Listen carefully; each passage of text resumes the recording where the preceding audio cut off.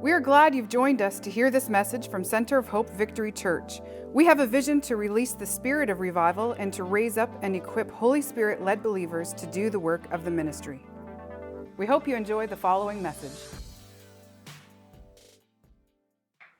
Guess which verse I'm starting to preach on today?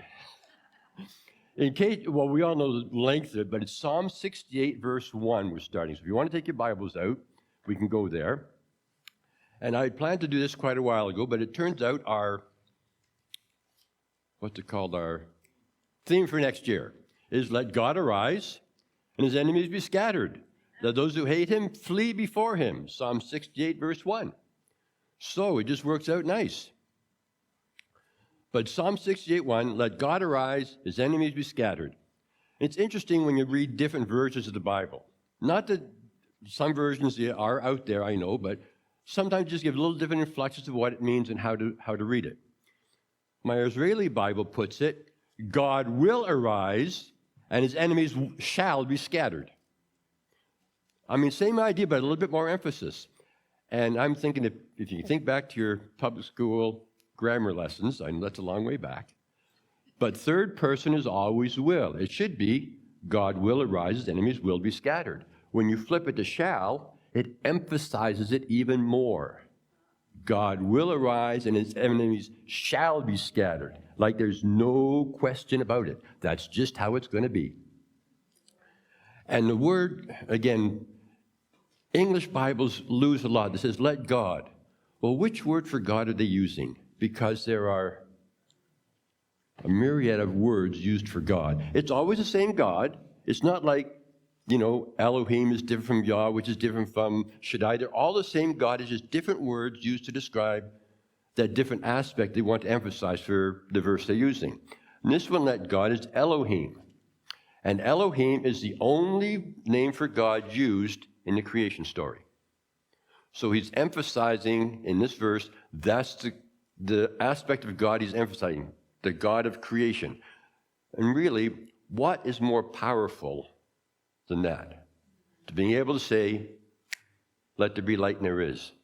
I mean, it's that, to me, it's that idea that so powerful, he's talking about the power of God to do anything he wants. Because, he made this because he wanted to. Can we come close? Nope. We can't even come. I can't even imagine. I'm come close to doing it. But just to imagine being able to say, there's the earth. Now, I don't know how he did it, but, just think of it for a minute. Somehow he just said, and there it was. That's the power he's talking about, that God. Let God arise. Now, when we think of arise, we think of, stand up. But it means more than that. It means to establish himself, to do things. And examples where he arose. Now, we say here, God arise. Can you think of any examples in the Bible where God arose, where God stood up and said, I'm doing this? I'm sure you can, but I got a few written down here. When he stilled the sea, God arose, said, peace be still. He arose on the cross. He arose when he came to earth. All those are examples of God arising, showing his power and ability to do whatever he wants to do. And we think of those wonderful things that he's done, but they're all wonderful.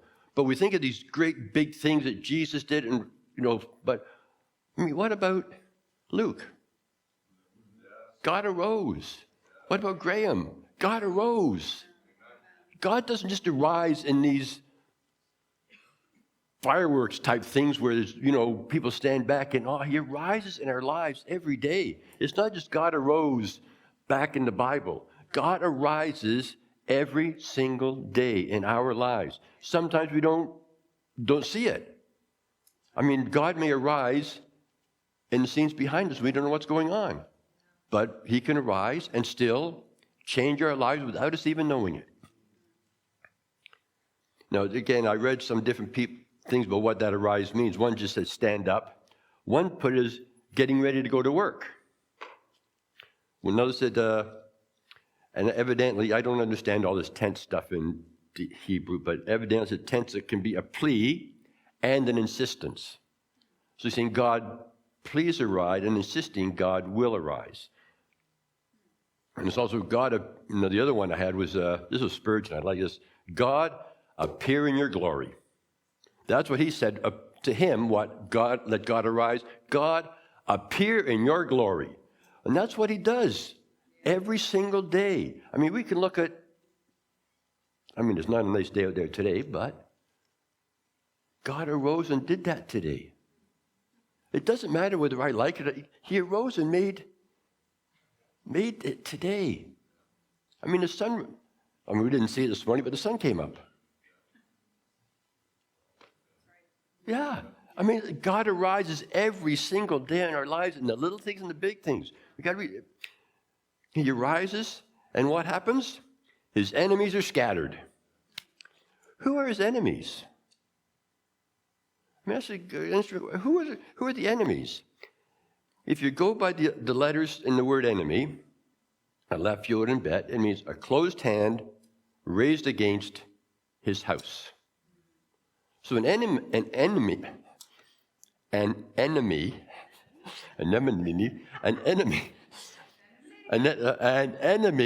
is anyone who rises against God's house. Well, are you God's house? Yeah. An enemy is anything that rises against you. I've got one of these in my chest is trying to rise against me. That's an enemy of God. Yeah. Anything that comes against us as individuals, as a church, as God's people in general, is an enemy of God. So that's who he's talking about here. Let God arise and his enemies be scattered. And again, scattered can mean lots of different things. One I read was broken into pieces. And the other one I thought was interesting, as scattered as God being light and the enemy being darkness. What happens when you turn a light on in a dark room? Where does dark go? It's just gone. That's the idea when God arrives, the enemy is gone. We say scattered, but the idea is scattered they're all over the place, and there's a few here, there's a few there, there's a few there, there's a few there. But if you think it as God is the light and the enemy is the darkness, when God arrives, the enemy's just gone. It's not they're all over the place, they're just gone. When God arrives, our sickness isn't dispersed all over the place. It's gone.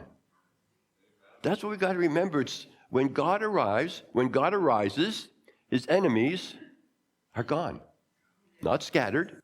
They're gone. They disappear. Also, them that hate him flee before him. And again, the word hate means, again, going by the letters of the word, it means those who want to destroy the seed of God. That's what wicked people, those who hate him, they want to destroy his seed. How many of you are a seed of God? The seed of God is in each one of us. So he's saying those that hate are the ones that want to destroy us. Now, maybe not destroy physically, but they want maybe that too, but destroy our faith. How many times has someone come up against you and you think, oh my goodness, God, where are you today? That's destroying our faith. That's destroying the seed of God. And that's what those who hate are doing. They're destroying the seed that's in us, making us to the point where we think, you know what? God, I can't do this anymore. Yes, you can. How many of you ever felt, you don't have to put your hand up. I often say this, how many of you ever felt, God, I can't do this anymore? I know I have. And it's the enemy coming at us saying, I'm trying to destroy that seed that's in you. And if that seed doesn't grow, you won't grow. And he's trying to destroy that seed that's in us. That's what somebody who hates God does. Or in a spirit that hates God. He's trying to destroy that seed in us, so we just give up. And sometimes it's easy to give up. That's why we got to remember, let God arise and his enemies be scattered. And those who hate him flee. And it's interesting, flee means to run to a refuge, run to a safe place. Well, if they're going to flee from God, where's their safe place? There isn't one. So they're going to just, and again, that idea of scaring, they're going to run around, they have nowhere to go. Those who hate God have nowhere to go. They're running for a refuge, but but there is no refuge. So let God arise, his enemies be scattered, those that hate him flee before him. And if you go back, no, you don't have to turn. I know you're in Psalm 68. But if you go back to Numbers 10:35, it says, and it came to pass, when the ark set forward, that Moses said, ready for this one? Rise up, Lord, and let your enemies be scattered, and let them that hate thee flee before thee. Moses said it. David said it. We can say it. I mean, to me, if it's just once, I mean, I know we can say it anyway, but when it's repeated, to me, Moses said it, David said, wait a minute, I remember what Moses said. Moses said, let God arise, the enemy be scattered. Well, if David can remember it and claim it, I can remember it and claim it. Let God arise and his enemies be scattered. And there are enemies around us. I mean, I don't want to make it sound depressing, but there are enemies around us every day. But what's the good news? Let God arise and his enemies be scattered. We don't have to worry about the enemies around us. How many of us do focus on the enemies around us? Yeah, we do. But we've got to remember not to focus on them. Because verse 2 says, as smoke is driven away. And I know when we sit around a campfire, where does the smoke always go? Right in your face. But anyway, if you watch the smoke go up, it doesn't matter how much smoke there is. When it goes up in the air, what eventually happens? It's gone. It doesn't matter how much smoke you've got. You can have a tire fire with that thick black smoke, but if you watch it go up far enough, it eventually disappears. You watch the ash come out of some of these volcano videos with the ash is going up in the air, smoke's going up. It might linger there for a while, but eventually it's gone. As smoke disappears, that's how God will drive them away. If you ever have a candle with smoke on it, what happens when you blow on it? It disappears. You don't have to be strong. Just, and the smoke disappears. Can you imagine God? Blow and the whole universe moves. His breath, he could just blow on it like we blow on a candle to make the smoke disappear. He just as smoke is driven away, as wax melts before the fire. We've got all those candles where you light the candle, and 2 hours later there's nothing left. The wax is gone. I mean, some of the old candles, you had a puddle at the bottom, but the new ones, the wax is gone. Smoke disappears, wax is gone. As smoke is driven away, so drive them away. As wax melt before the fire, so let the wicked perish at the presence of God. And the wicked goes with seeing a bowed head destroyed. To see a bowed head destroyed. That's what the wicked do. They want to see a bowed head. That's us this morning. Bowed head before God. The wicked want to see that destroyed. They don't want to see God worshipped. They don't want to see God praised. When we put our head down to praise and worship God, the wicked want to destroy that. And they will perish at the presence of God.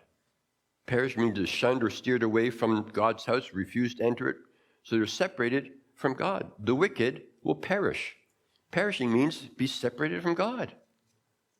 I mean, I can't think of a sadder thing in life than think of somebody being separated from God. And there are people in the world that choose that. I mean, I'd like to watch some of the YouTube videos with Ray Comfort and those where he talks to people, and some of them say, no, I don't want anything to do with God. I mean, it makes no sense. I mean, I know as a Christian it makes no sense to us, but I wonder, how can they say they want nothing to do with God? It's self-depressing almost. Like to say, someone say, I know there's a God, but I don't want anything to do with him. That's bad enough, but those who say, well, there is no God, then they're saying, well, life's useless. Why bother with anything? They're just saying we're just here because we're here. So to perish is to be separated from the presence of God. The last thing I would want to do is be separated from God's presence. I always when I talk to seniors now, I say, they would say, what's heaven like? And I say, God's there. That's all I'm worried about. God's there. And that's all that really matters. Is there chocolate in heaven? Let's hope so, but it doesn't matter. God's there. I like to play hockey. Will I be able to play hockey in heaven? I don't know, but God's there. I can't think of anything worse than being separated from the presence of God. Perishing is being separated from God. As long as we're with God, now think of it, if perishing is being separated from God, if we're with God, what will never happen to us? We'll never perish. We'll always be with him. It says, but let the righteous, in verse 3. Now, there's lots of jokes, but I'll go with the serious one. There's only two kinds of people in the world. Righteous people and wicked people. That's it. You're one or the other. How many of you were born righteous? Yep.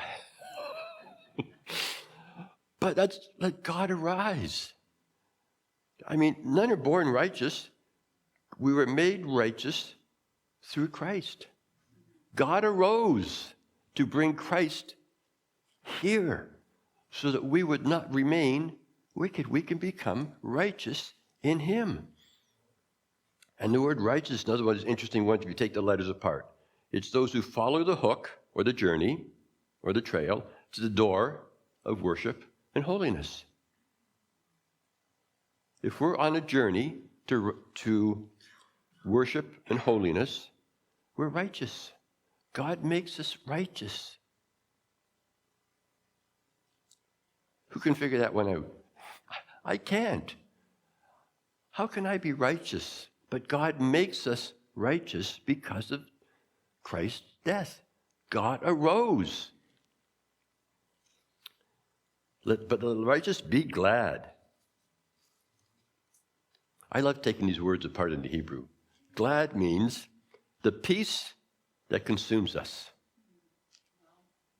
And it puts a fence around our lives. So the peace consumes us, puts a fence around us. Well, we're glad because God has made us righteous. We're not going to perish. We're with him. That's the whole idea. God rises to do all this for us. We can do, I'll speak for me. I can do in a way, all things, but in a way, I can do that much in me. That's how much I can do. But with God, when God arises, I can do anything. Let them rejoice before God. Yea, let them exceedingly rejoice. Not just rejoice, exceedingly rejoice. It's funny, I was just talking to Jane last night. We were watching one of the college football games. And I'm thinking, what is wrong with these people? They're jumping and screaming and, I understand. You get excited about a football game, or Brian gets excited about car racing and stuff. But, there's rejoicing, but if you want to see exceeding rejoicing, watch a college football game. They go crazy for their team. How many of us would go downtown and do that for God? Yep. But why don't we? Look what God has done for us. What did that college football team do for those people in the stands? They won a game, they got an hour or two of cheering. What has God done for us? We shouldn't rejoice. We should rejoice exceedingly. Let them know, I don't care about anything else. Let's rejoice exceedingly before God. That's what it should be. He has done it. And again, it all goes back to let God arise. Why can we rejoice? Because God arose. Anything happens in your life that you can smile, but God arose and did it. I can say when I first moved up here, I sent out the applications. I went to the interview. I got hired. Nope. God arose. God brought me. I don't know, back then, I didn't realize that then, but in my mind, every good thing that happens in our lives, we can say, God arose. It might not be a huge thing. It doesn't matter. If it's a good thing in your life, God arose and the enemy scattered. Because the only reason good things don't happen is because an enemy is trying to stop it. When God arises and the enemy is scattered, good things can happen. Verse 4.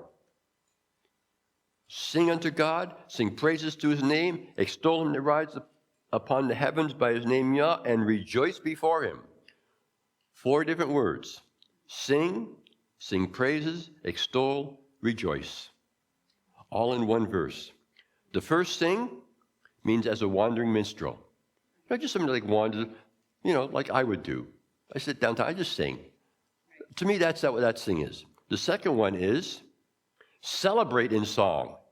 Well, that's a bit more exciting, a bit more loud, a bit more celebration in. Third one means lift high. The fourth one means jump for joy. So you've got all 4 different things there. You've got people just singing quietly, people singing loudly, people lifting up, people jumping for joy. All those things are what we're commanded to do. It doesn't say, well, I don't know about your Bible, mine doesn't say, if you want to sing unto God. It just says sing unto God. You got no choice. And really, when you think about it, why wouldn't you? I mean, there's so much to sing about and be thankful, jump for joy for. Doesn't matter if it's a quiet, that's why it's got the 4 words there. One is quiet, one is happy, one is worshipful, one is exciting. Pick which one you want. Do that one today, do the other one tomorrow. But the idea is no matter what happens, we are to sing his praises and thank him for the things he's done. So what are some of the reasons we want to do this? Verse 5. He's a father to the fatherless. How many of you ever felt fatherless? Or motherless, however you want to look at it. But it is so easy at times to think, you know what? I just don't know what to do anymore. Because I don't know about you, but when I was a kid, if you had something if you want to know how to do something, went to Dad. Dad knew. My dad knew everything. He was I won't go in, but he could fix and do anything. Anytime when I got to have a house, Dad, how do I do this? Dad, I went to Dad. He knew everything.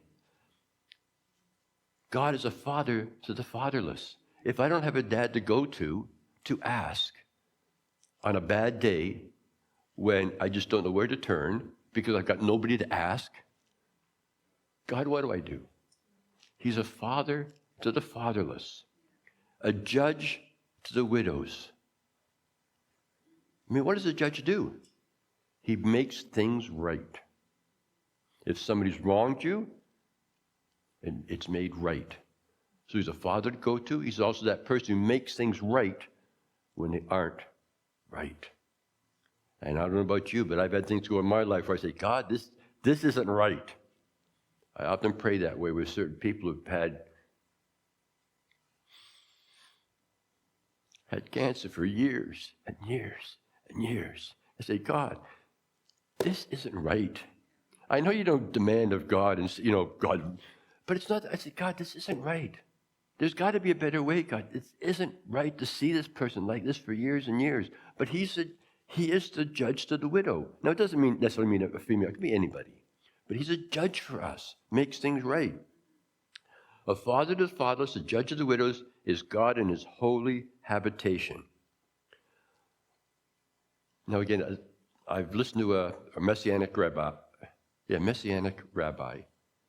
And he often takes the old word in the Bible and takes it to the new modern word. The old word for habitation is ma'on. That's the old Hebrew word. The modern Hebrew word, still ma'on, it means a daycare. That's the word they use for a daycare now. Why do you send children to a daycare? So they'll be safe and they will learn. What is God in his holy habitation? A place where we can go to be safe and to learn. I love Hebrew. I wish I could speak Hebrew and understand it all, but got to look all these words up. And then we've got somebody who explains these to you. God puts his will, the solitary in families. God sets the solitary in families. And again, how many felt solitary somewhere in their life? Yep, I'm the only one. Didn't Elijah say that once? God, I'm the only one, God. But was he? No, he just thought he was.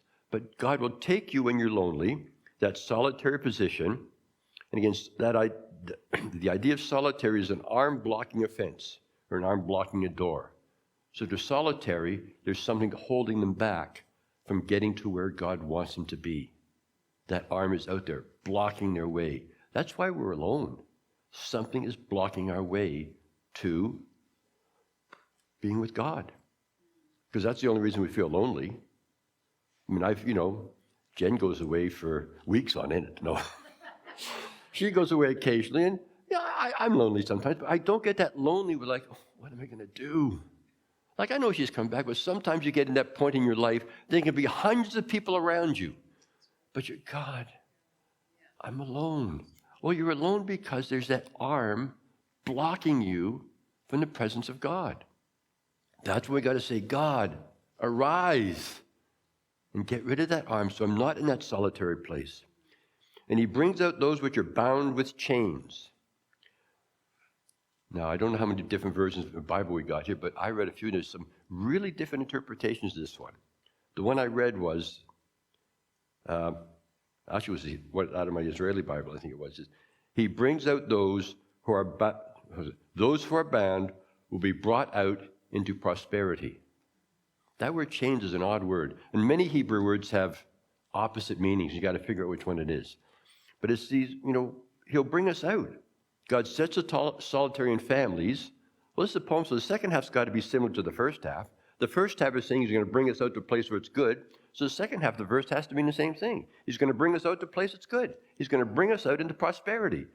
Does that mean we're going to have lots of money? No. It means we're going to be brought to a prosperous place in him where he is in us. And again, if you're solitary, what do you want? You want God. You want him in your life, so he's going to prosper us by putting himself in us. He's arising in us. Now, if you're not going to read all through the verses, because it goes on like 25 more verses before I get back in, but it talks about how, the rest of it goes how powerful he is. The earth shook, he provided for the poor, he heals the wounds. But what's interesting, in the middle part that I'm skipping over, they use, 6 different words for God, or David does. He uses the word Adonai in verse 11, verse 14, the word Shaddai, in verse 15, the word Jehovah, in verse 4, we'll go back to verse 4, the word Yah, verse 21, the word El, and verse 1, Elohim. 6 different words for God. Not that there's 6 different gods, but he's saying there are this many aspects of God that are important in our life. They're all there. Then if you jump down to verse 32, this is kind of the summation of the whole psalm. The psalm is about a psalm of deliverance and victory. So this is where he sums up the deliverance and the victory in our lives. He said, sing unto God, ye kingdoms of the earth. Does it say if you want? No. Doesn't say if they want. So what does that mean? All the kingdoms of the earth are going to do? Sing unto God. He's ordering it. This is what the kingdoms of the earth have to do. They have to sing unto God. Are they all going to abide by that? No. But he's ordering them to. This is what I want you to do. He said, I want you to sing to the kingdom of God. He's ordering the whole earth to praise him. Sing praises unto the Lord. To him that rides upon the heaven of heavens. Again, the Israeli Bible says that refers to the ancient of heavens. Heavens before God created anything. That's what he was saying it is. The heavens of heavens is where God resided before he made all this. Because he was here before this. He had to be somewhere. And saying that's what his holy habitation is, where he was before he created all this. That's where his place where he lives. He moves about in the heavens in his power and his might to ensure it moves to his plans. I mean, he's got a plan. He's got a plan for me. He's got a plan for Brian. He's got a plan for Sylvester. He's got a plan for Graham. He's got a plan for every one of us. He's going to do his best to make sure his plan works out in our lives. But what do we do sometimes? God, I've got an idea. I know this will work. And God looks at us and says, did you really think this through? He's got a plan. So many times we think we know what we should do. I do anyway. But I got to sit back and say, you know what, God? What do you want me to do? And if we follow his plans, it's going to work out best for us. Does that mean we're going to sit back and say, oh, isn't this wonderful? Not always, I don't think. But it's going to be his plan, so when we get past that point, we can say, now I see. That was a good plan. When we're in the middle of it, we might say, you know what, God? What's your plan B? Can we try something different? Because we're in the middle of it, we don't see the end. God sees the end of it. He knows what's happening. When we get through, I'm sure there can be, how many have ever had something bad happen in their life? Yeah, we can all, we can say, God, what? I don't understand. But when we get into eternity with him and look back, we can say, now I see. I see why you let that happen. I see why you did that. But in the middle of it, we don't. And we got to remember that we don't see it all. We got to remember that he has it planned. And we have to trust his plan. Not always easy, but we have to trust his plan. And I feel like when I get into eternity, I'm going to look back and say, yeah, gee, you were smart. How did you ever figure that one out? But we don't see it now. Where were we? I was verse 34. Ascribe strength unto God. Ascribe in the inner room surrounded with his humility. Ascribe to him. Think, God, it's your doing. When God arrives in our lives, sometimes we'd like to say, I did a good one there, didn't I? Guess what? God did it. And we have to realize, ascribe it to him. Say, God, I thank you for what you allowed, what you did through me. Not what I did, but what you did through me. Because so many times we want to take credit. I guess upset is the word, with watching some of the hockey and football guys. They score a goal and they get up in the other guy's face and just like, I see what I did it right. I just want to shake them sometimes. You know what? So what? You scored a goal. There's been like 900 scored this year. You scored one. What's the big deal? But they want to make a big deal like, I am so great. I did this. But no, God does things through me. I don't do them. God does them through me. Ascribe strength unto God, his excellence over Israel, and strength is in the clouds. Yeah, his strength is all in the clouds. Where are the clouds? They're all over everything today. His strength is all over everything. And a little aside, when I was listening to this rabbi that he explained, I thought it was kind of cute, talking about Israel. The God of Israel. If you go to Jerusalem, in the old city, they've got marketplaces where they've got Arabs selling stuff and Jews. The Arabs are selling stuff. And they have these bags for sale, tote bags. You can have them put the word Jerusalem on there, and they will put it on for you. If you ask them to put the word Israel on it, they refuse. The Arabs will not acknowledge Israel. They will acknowledge Jerusalem, but they won't acknowledge Israel. So the God of Israel, now again, to me that's the idea that the enemies of Israel don't acknowledge Israel. They don't acknowledge God. It doesn't exist. But God is there. How many times do we sometimes feel God doesn't exist? He's not there anymore. But you know what? He's there. It doesn't matter how far down the well you are. God is there. He can lift you up. But sometimes, unfortunately, because of our stubbornness, I guess is a good word, we want to reach the bottom of the well before we let God pick us up. We're not willing to say, okay, God, I'm halfway down. Take me up now. Say, no, God. We're fighting, saying, God, I'm going to get this. No.